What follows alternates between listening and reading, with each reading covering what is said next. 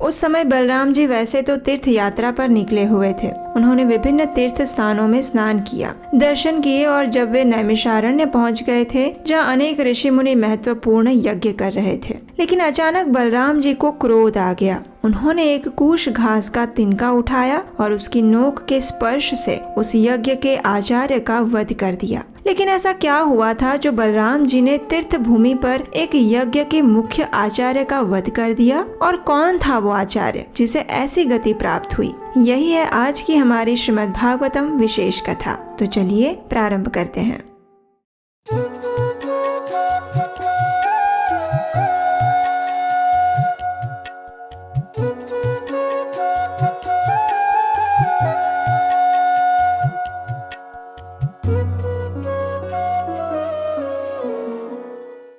हरे कृष्णा। हम सब जानते हैं कि चतुष्कुमार के श्राप के कारण भगवान श्री नारायण के द्वारपाल जय और विजय को 3 जन्मों तक असुर योनि में जन्म लेने का श्राप मिला था, किंतु भगवान श्री नारायण ने उन्हें ये आश्वासन भी दिया था कि इन तीनों जन्मों में वे स्वयं उनका उद्धार करेंगे। इसी क्रम में अपने दूसरे जन्म के अंदर जय और विजय ने शिशुपाल एवं दंतवक्र के रूप में जन्म लिया था। महाराज युधिष्ठिर के राजसू यज्ञ के दौरान भगवान श्री कृष्ण ने शिशुपाल का वध करके उसका उद्धार कर दिया, और अब समय था दंतवक्र के उद्धार का। तो चलिए आज हम सुनते हैं कि भगवान श्री कृष्ण ने दंतवक्र का उद्धार कैसे किया। भगवान श्री कृष्ण के हाथों शाल्व का वध होने के बाद दंतवक्र भगवान श्री कृष्ण से अपने मित्र की हत्या का प्रतिशोध लेने के लिए अत्यधिक तत्पर था। जब भगवान श्री कृष्ण युद्ध भूमि में आगे बढ़ रहे थे तो दंतवक्र अपने हाथों में गदा लिए अकेले ही युद्ध भूमि में आ पहुंचा और भगवान को युद्ध के लिए ललकारने लगा। शत्रु को सामने से आया देखकर भगवान श्री कृष्ण ने अपनी गदा उठाई और दंतवक्र को आगे बढ़ने से रोकने के लिए अपने रथ से कूद पड़े।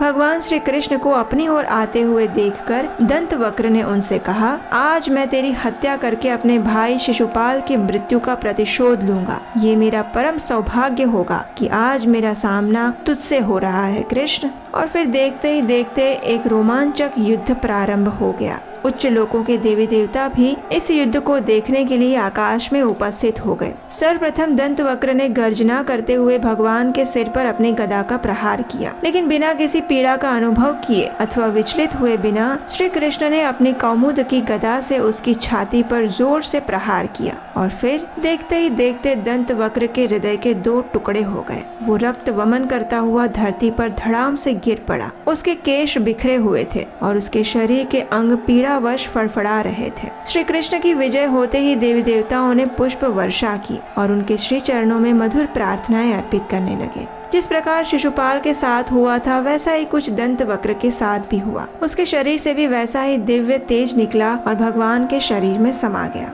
आसपास एकत्रित सभी लोगों ने ये आश्चर्यजनक घटना को देखा।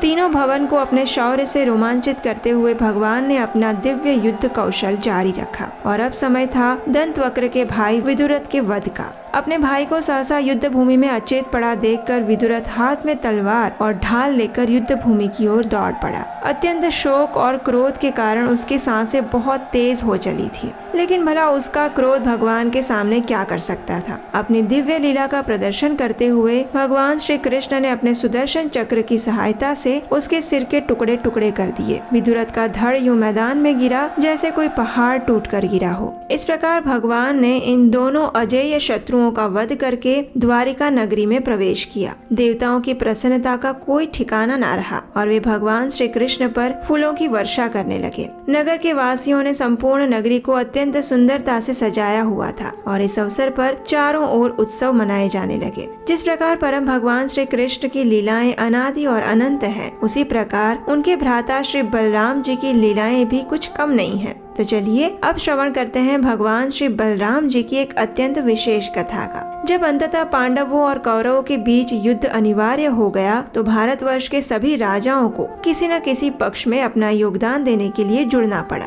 अब चूंकि बलराम जी का दुर्योधन और युधिष्ठिर दोनों ही के साथ संबंध अच्छे थे, इसलिए उन्होंने निश्चय किया कि वे दोनों में से किसी का भी पक्ष नहीं लेंगे। किंतु द्वारिका में रहते हुए उन्हें युद्ध के लिए बाध्य होना पड़ रहा था, इसलिए वे तीर्थाटन का बहाना लेकर द्वारिका से निकल पड़े। ब्राह्मणों के साथ सबसे पहले वे प्रभात क्षेत्र तथा गंगा, यमुना और सरस्वती के तटों पर बसे तीर्थ स्थान पर गए। अंत में वे नैमिषारण्य पहुँचे, जहाँ अनेक ऋषि मुनि महत्वपूर्ण यज्ञ करने के लिए एकत्रित हुए थे। उन सभी ऋषि मुनियों ने रोमहर्षण को अपना आचार्य चुनकर उन्हें व्यास आसन पर बिठाया हुआ था। उसे दीर्घायु के साथ साथ समस्त कष्टों से मुक्ति का आशीर्वाद दिया हुआ था। जब बलराम जी ने इस सभा में प्रवेश किया तो सभी ऋषि मुनि उनके स्वागत के लिए खड़े हो गए। ब्राह्मणों ने उनके आदर सत्कार में विभिन्न सुंदर स्तुतियां और प्रार्थना अर्पित की, उनके चरण पखारे और उन्हें बैठने के लिए उचित आसन दिया। किंतु एक व्यक्ति ऐसा था जिसे भगवान श्री बलराम को सम्मान देना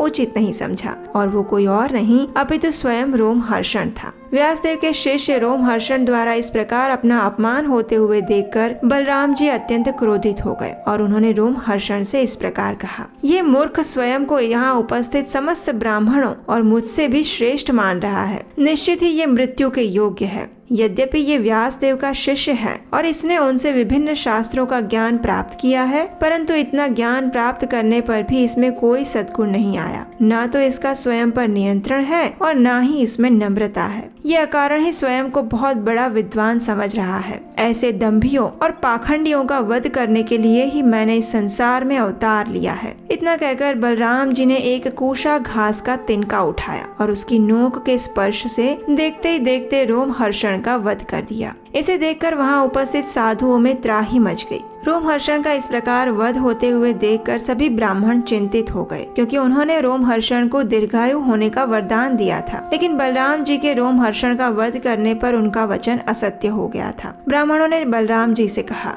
हे भगवान संकर्षण, आपने बहुत बड़ा अधर्म किया है। हमने रोमहर्षण को अपना आचार्य चुनकर उन्हें व्यास आसन पर बिठाया था। इसके साथ साथ उसे हमने दीर्घायु होने का आशीर्वाद भी दिया था, किंतु इस प्रकार उसका वध करके हमारे आशीर्वाद अब निष्फल हो चुके हैं। ये सुनकर श्री बलराम जी ने कहा, हे ऋषियों, यदि ऐसा है तो निश्चित ही मैं इसका प्रायश्चित करूंगा। यदि आप चाहें तो मैं इसे पुनः जीवन प्रदान कर सकता हूं और आपके आशीर्वाद को पूर्ण कर सकता हूं। बताइए, मेरे लिए क्या आज्ञा है। ब्राह्मण जानते थे कि अंततोगत्वा सब कुछ भगवान की इच्छा के अनुसार होता है, इसलिए वे भगवान के उद्देश्य में बाधा नहीं बनना चाहते थे। इसलिए उन्होंने बलराम जी से प्रार्थना की कि वह केवल उनका आशीर्वाद निष्फल ना जाने दे। ब्राह्मणों की इच्छा को पूरा करने के लिए बलराम जी ने परामर्श दिया, रोमहर्षण के पुत्र उग्रश्रवा सूत को पुराणों का वक्ता बनाया जाए और उसे दीर्घायु होने का आशीर्वाद प्राप्त हो। इसके अतिरिक्त आप कोई अन्य इच्छा है तो निसंकोच बता सकते हैं। तब ऋषियों ने परम करुणामय श्री बलराम जी से प्रार्थना करते हुए कहा, हे कृपा सिंधु, यहाँ इलबल राक्षस का पुत्र बलबल रहता है। प्रत्येक अमावस्या और पूर्णिमा के दिन वो यहाँ आता है और हमारे यज्ञों पर रक्त, मल, मूत्र, मदिरा आदि फेंक कर यज्ञ स्थली को दूषित कर देता है। यदि आप उस असुर का वध कर देंगे तो हमें बड़ी सहायता मिलेगी। कृपया करके हमारे संताप को मिटाइए।